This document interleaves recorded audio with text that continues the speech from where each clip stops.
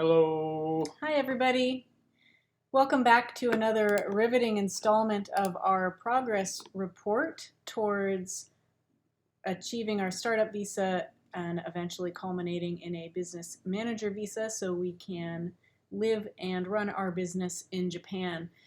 I will start off by saying this is a much overdue follow-up. I've only done one of these progress report videos so far.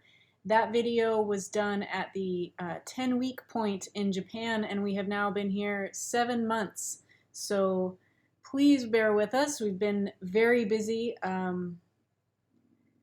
Pretty much no days off. Every day is working on the house or the honeybees or paperwork or something unexpected coming up.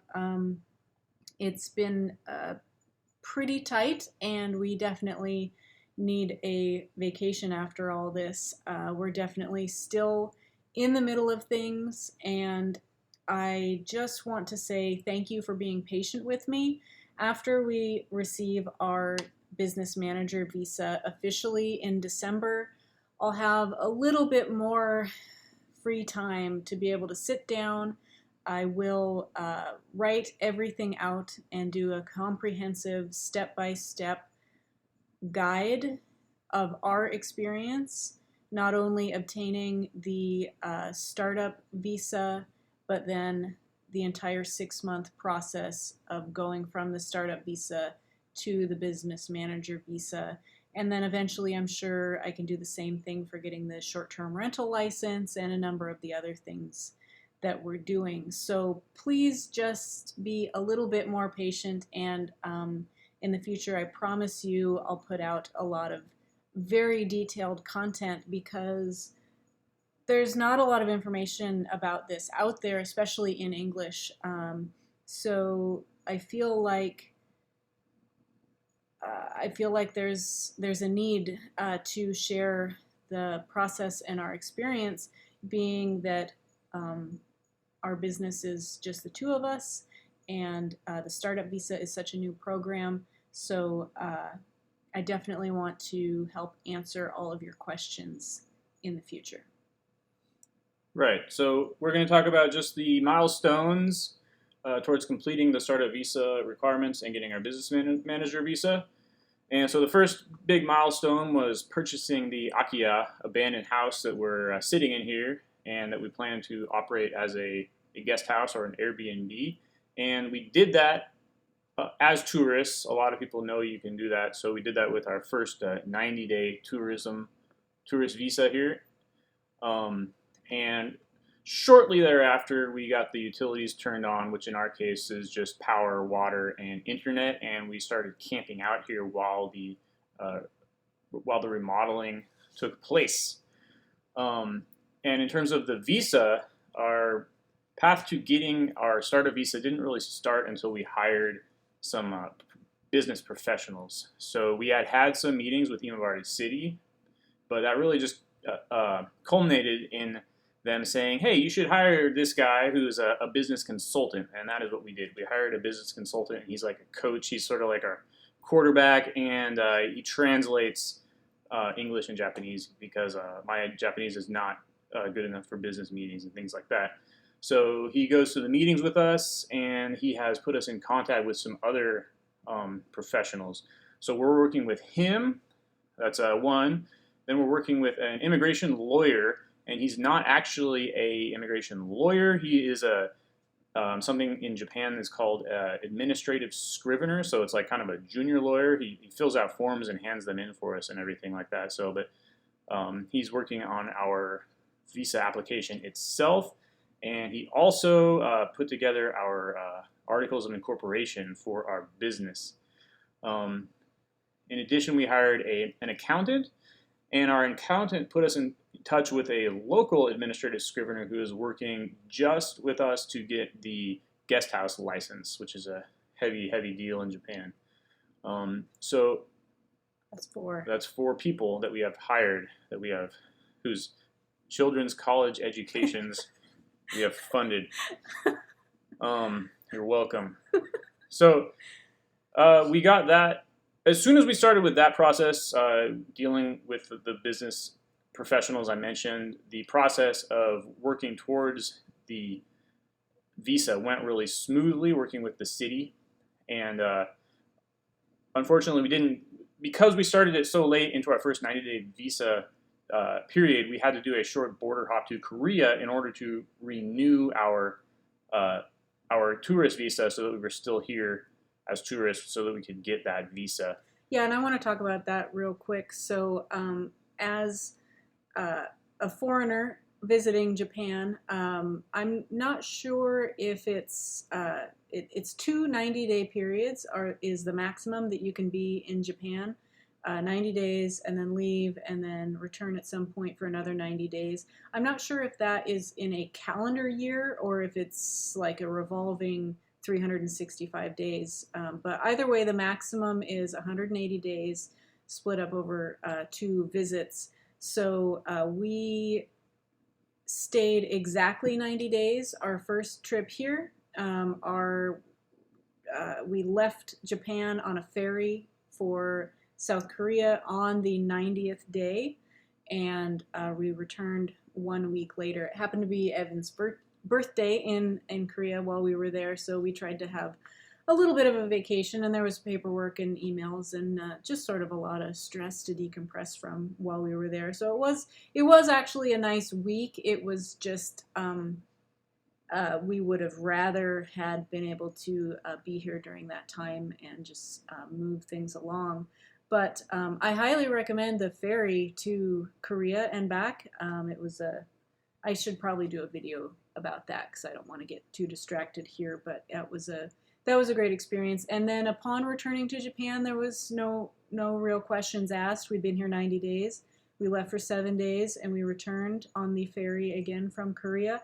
And we were given another 90 days. It was just sort of small talk with the person at the window when you arrive at the border, and we said, we just bought a house, and so we're here to,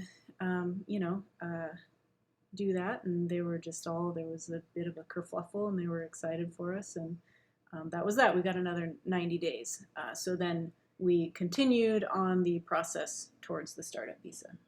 And we received the startup visa, I think, just a week or two after we came back to Japan. So that gives you an idea. We were really giddy, almost able to get it in the first 90 days. And again, this video isn't about advice, but I would just say, if you're going to do what we do, please just hire some Japanese-speaking professionals and get the ball rolling as soon as you get your foot in the door. Yeah, it would definitely be possible to get it done in the first 90 days if we'd have played. We had a little bit of wasted time in the beginning because we wrote a very detailed business plan. I should say, Evan put a lot of work into that. We outlined everything. So the startup visa has a list of like 10 documents on the website that you download those documents and you fill them out, and they have a very specific way that they should be filled out. The business plan portion had some open-ended questions. And so, again, there's not a lot of information online, especially in English, or easy to find information for how to complete this business plan document. We created a very techy business plan that talked about exactly the kinds of honeybee hives we were going to build, which are a little unusual, and why, and crop rotation, and location of hives to pollinator gardens, and all kinds of details. And I am glad that we wrote all that out.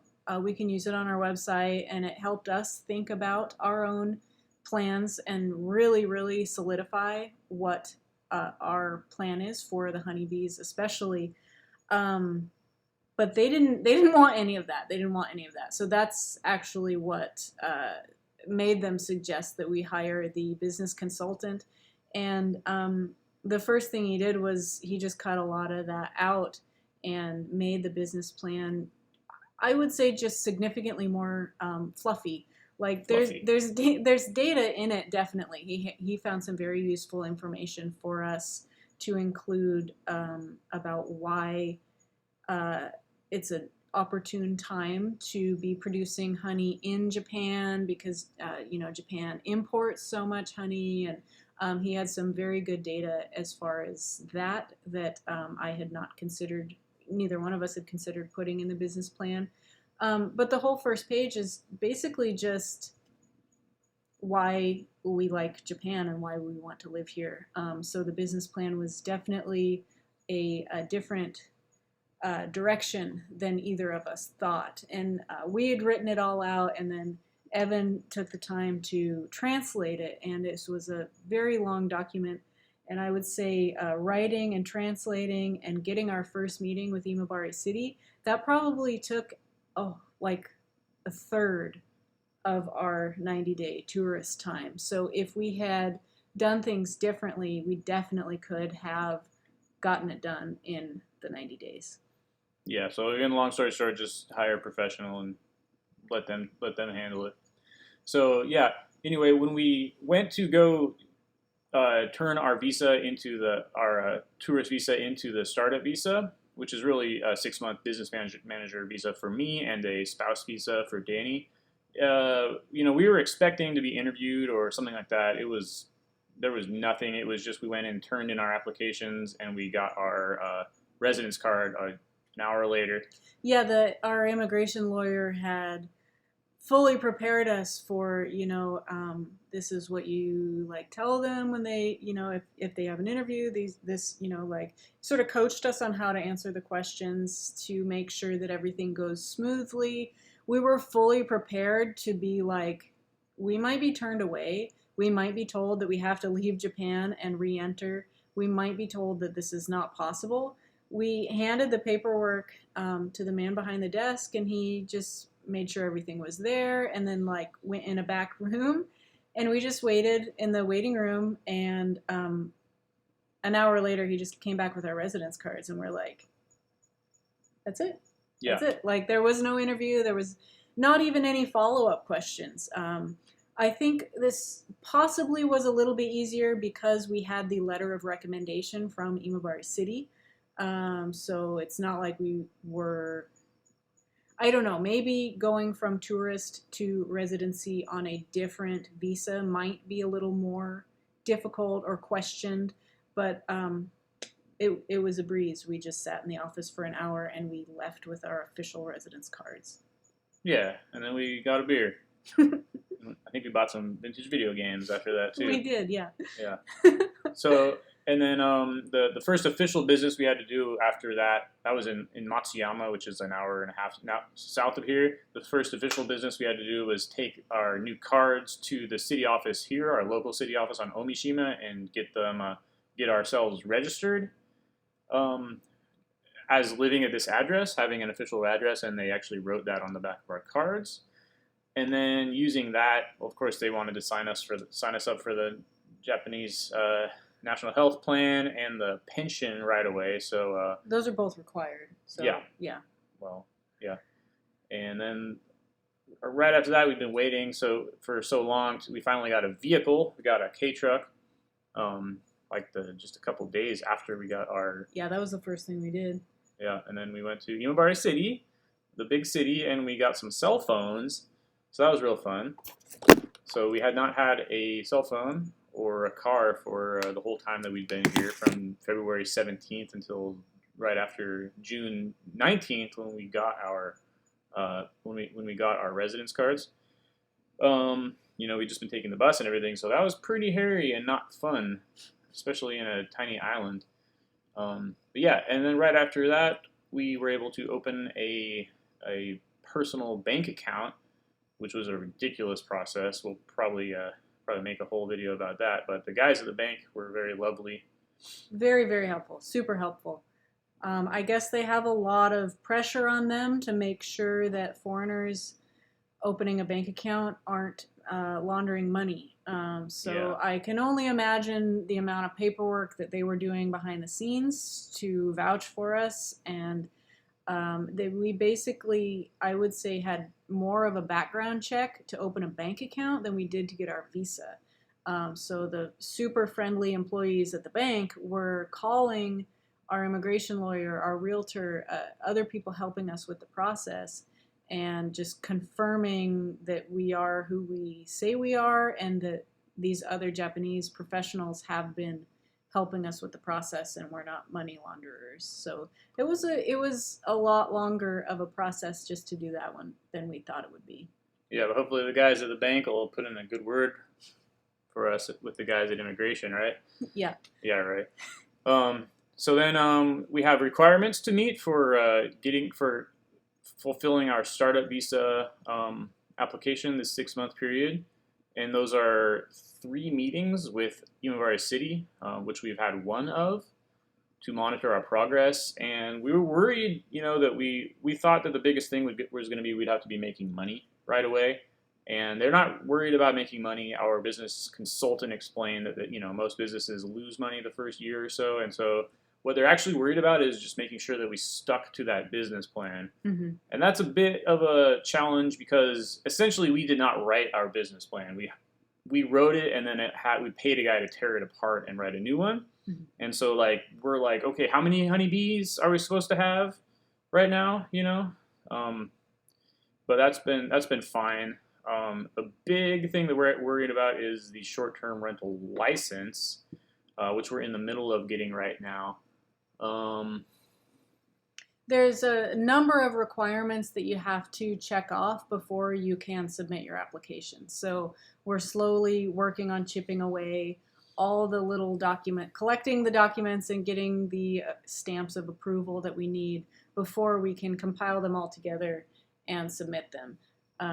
And the big thing right now that we're working on is the fire department inspection process, which requires hiring a professional. We're not allowed to do it ourselves. It's complicated anyways, but it's putting a smoke detector in each room, a certain number of fire extinguishers, and then we also have to have, like, when you walk into a store and they have those exit signs that stay lit up even when the power's out or fire or whatever, we have to have a certain number of those installed throughout the house to lead the way to the exit. So it's complicated, and that ended up being, I would say, about 3 times what we estimated it would be, but that was just based on what a friend of ours said she thought it would cost in her experience. So the quote from the same company actually ended up being about triple. And I guess, it's not like a impossible amount. I don't know. I'm not too upset about it. Even I just feel like I budgeted incorrectly for that. But we're gonna make it work. We have to. That's the last big requirement that we need to meet and get those installed. And he said that we should have that done hopefully by the end of this month, which is September, which will leave us 1 month to submit the paperwork and hopefully receive the license in that time. Once we receive the license, then I can submit the license number to Airbnb and publish our listing. And our goal is to have it published and renting by November 1st. So it's pretty close. Maybe it'll be published by November 1st. I don't know if we'll officially have guests, like booked or anything like that by November 1st. But I think we're going to be able to meet our deadline. We had the contractors do some work. If you've been watching our videos, I don't need to go into that. They're now done with their part, so the rest of the remodel is 100% on us, and we're just busting our butts every day, just partying. So we had to incorporate a business. Never thought I would do anything like this, but we are a Japanese kabushiki gaisha, which is like a limited. It's not a limited life. It's a full-on corporation. We're a full-on corporation. Oh yeah, we're a publicly traded. I'm sorry, I don't know what the English. We have stocks and everything. I'm the only stockholder. I'm the only member of the corporation. It's wild. Danny's not even. She doesn't have to be mentioned even on like the articles of incorporation. But I'm just the spouse. The Japanese word for corporation is hojin, which means legal person. So that helps you understand like what a corporation is. Because they're such a weird concept. But anyway, we got that done, and then just yesterday we were able to open, 2 days ago, because today's Sunday. Just this Friday we were able to open our corporate bank account with the same bank Mm-hmm. and transfer money from our personal account to our corporate account, and then that is the official funding of our own personal capital investment so that we can get the business investor visa. Yeah, so that's one of the startup visa requirements is they give you 6 months to get everything set up, 6 months of residency, so that gosh, it's taking quite a while. It was complicated to send US dollars to our personal Japanese bank account. We have to prove that it was sitting in our Japanese bank account, and then we have to prove that we transferred it from the personal Japanese bank account to the business bank account. And again, I'll probably do a whole video just on this. Yeah, because that's boring. Yeah, I won't go into it now. It was a long process, but we just checked it off last week. And we're not involved in any antisocial activity. No. But now that I don't know what we have to do, we like take a picture of our bank book with the money in it, and then we send that to immigration, and that's the official proof that we had the money when we said we did, because now we can spend the money apparently. And so what we're going to do is we're going to pay ourselves back because we have the receipts for everything. So we're going to pay ourselves back for the remodel of this house and for the hiring of the business consultants that I mentioned before. And because those they are business expenses, but we didn't have a business account until Friday, so we've been spending out of our personal account. And then so now we bill our corporation. And then are able to. And then our corporation pays us. And that's how it works. And what are we going to do with the money now? Well, our plan all along has been to buy a second Akiya in much worse condition than this one for ourselves to live in, and probably spend the next 10 years very slowly, meticulously remodeling. We will not do it in 4 months. I tell you that. We will not be doing it at anywhere near the breakneck speed that we've been working. But we're buying our own house, which has been the plan all along. It's just around the corner from our guest house. It's just amazing that it's all worked out like this. This is the house that Evan fell in love with, that we first saw in 2020, late 2020. Yeah, when we were listing our own house to leave the U.S., we were working on going to Mexico, dreaming about going to Japan, and something about this former ryokan just caught Evan's eye, and we've been drooling over it ever since. And it's got major roof problems. It's got like a whole wing that's uninhabitable, but it's got a really nice kitchen, and part of it is definitely livable immediately. So we can spend the rest of our lives slowly fixing that up. And it comes with farmland, and it comes with, just like this house, it's full of furniture. So we're going to be able to pick through that and probably entirely furnish our guest house with what we find there. Yeah, I think the only thing that we'll have to buy is a Western style bed, because we do want our guest house to have one Western style bedroom. But everything else is we're going to be able to finish furnishing. We are using quite a few things that we did find here in the house, but anything else that we need shouldn't need to be bought. We will probably find it in the second house. Okay, and then the final thing that we're working on, the most complicated part of the whole dang process of moving to Japan, has been getting our belongings shipped here. So we have started a GoFundMe, and if you'd like to help us in our little venture here, it would be absolutely wonderful if you'd like to contribute to that. Any little bit helps. Basically, we put everything in storage with a Japanese company, and there's just been so many. We put our things in storage with a Japanese company before we left the United States, and with the expectation that they would be able to ship to us, and now the shipping costs, for reasons that I can't really explain or understand, and let alone get into at this point, those shipping costs are going to be a lot higher than we expected. A lot higher, a lot higher. And,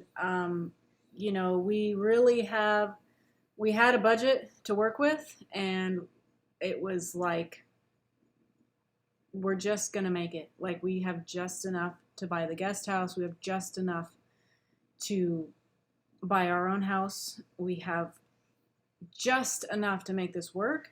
And then the shipping invoice is just wildly higher than we had originally budgeted for. So it's really, really stressful. But yeah, so if you like what we're doing, if you've gotten anything out of the videos that we've put so much time into, and you'd like to help, that's a really great way to do it. Other ways to help that don't involve money is, of course, just subscribing, even just liking this video. We're trying to monetize our channel, as most people who make YouTube videos hope to. So we're at about 45% of the number of subscribers needed for that, which is the 1,000 subscriber threshold. So it doesn't cost anything to either hit the subscribe button, hit the like button, or share the video, or you could take one step further and even just share the GoFundMe. That, of course, helps as well. So just spreading the word helps, and we've had quite a few, new connections that we've made through our social media page and our YouTube page, who we very much appreciate, who've been sharing our videos and sharing our channel and sharing our stories and pushing those things out there. So you know who you are, and I'm going to put a little thank you in the description below, so everyone else can go visit their channels as well, because not only are they just very friendly, helpful people who don't even know us, they've never met us in person, but they like what we're doing. And we like what they're doing as well, so they put out really good content, and definitely encourage you to go check them out as well. I'd like to see someone make a react video to one of our videos. I think that would be helpful. A react video? What do you mean? Like, I don't know. To the renovation video? Yeah, I think that would be helpful. That would get us some more clicks. What are they doing? All right. Well, thanks for making it through this whole video. This is our second, and we're going to make a lot more progress reports, right? Yeah, I promise there won't be another 7 months or however long it's been since our last progress report. So. And the next one will be a little more streamlined, written down. I'll have bullet points and lots of details for you. But this one, all we have time for is to just have this off-the-cuff conversation. So thanks for listening. Thanks for hanging in there. And of course, please feel free to send any specific questions you have. I've found that's really helpful since we've gotten some more people following our channel and our pages. I'm getting lots of questions from people, and I'm sort of going to, I of course answer those people, but I also want to compile the questions and make that a future blog post and video, is just answering the most common questions. So please ask your questions in the comments below, and I will be sure to answer you as well as make a video about it in the future. All right. Well, thanks for watching, guys. Bye-bye. Thanks, guys. Take care.